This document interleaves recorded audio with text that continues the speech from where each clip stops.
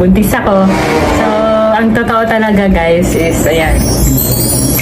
Hindi siya prank. Totoo talaga siya. Ito yung... So, para maniwala kayo, papakita ko lahat-lahat kasi feel ko di na kayo maniniwala kasi akala nyo prank lang talaga. So, ayan, papakita ko muna tong pregnancy test na ginawa ko. So, ayan, meron akong video nung first time, o second time ko na yun na nag-pregnancy test ako.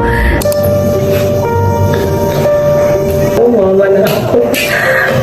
Tito na Sophie.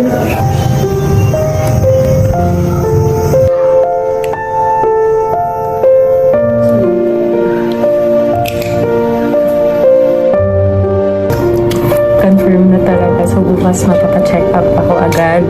Pero ako kahit yung ibang tao dyan, baka may masabi or what, wala akong pake.